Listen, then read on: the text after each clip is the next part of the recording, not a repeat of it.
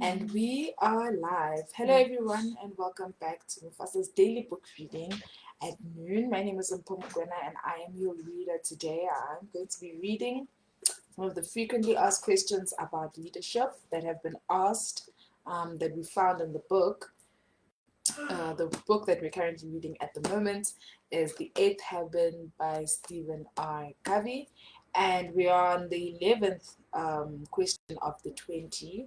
If you've missed any of the questions or any of our readings, you will find those in our amazing YouTube channel in various playlists curated for you to go and watch and listen to again. Remember, you will find the link of our YouTube channel in today's description of the live.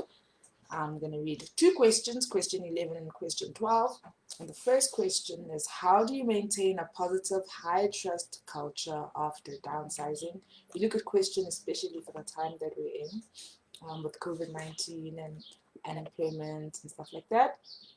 And he says, you know why cultures deteriorate after downsizing? Because principles are not followed, people are not involved, people are not informed, and people do not know when the next shoe is going to drop. They don't understand the criteria for the decisions that are going to be made. They may not be economically literate about the industry, the economy, and the company. I have personally seen many organizations go through very, very difficult times, requiring tough decisions, but manage in a remarkable, principled way. Through transparent and open communication, through sincere and meaningful involvement and participation, through adhering to a set of fixed principles based values, and by going the second mile, the people who were negatively affected and their families know the organization went the extra mile in their behalf, and goodwill in the community actually increased. I remember in the book, the first book that we read, Energy Leadership, written by Bruce D. Schneider, the company was going through something similar to this. However, there wasn't any downsizing that was happening, but they were in really in a stage of their company where it wasn't really going so great.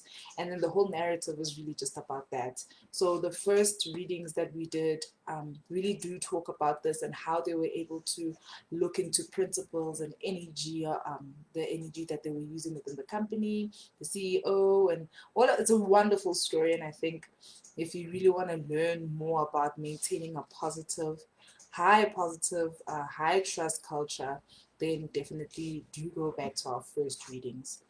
Okay, and then question 12.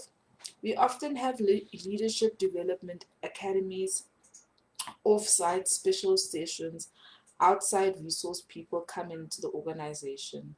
They're very helpful, uplifting, and inspiring, but within a few days, it's business as usual. What do you recommend? To know and not to do is not to know. To know and not to do is not to know. You can be temporarily inspired and emboldened with new and important knowledge and skills, but unless you apply them, you don't really know them. If the structures and the systems of the environment do not give you the incentive to apply them, you won't apply them and you won't know them. Eventually, these kinds of experiences take a toll and breed cynicism throughout a culture. Change efforts and all the new management buzzwords will get will get to be like cotton candy, which tastes good for a second and then evaporates. That's a very good sentence. I like that. The key is to take the material, teach it, discuss it, and try to institutionalize it by building the fundamental principles right into the daily processes of how the daily work gets done and how people get rewarded. Then it will take. No longer will it be a sideshow, it will be under the main tent. Very cool. So I hope you really enjoyed both of those questions, and you are going to go back to our readings on our YouTube channel and get some more of what we're just talking about today. Thank you. I will see you on Wednesday. Goodbye.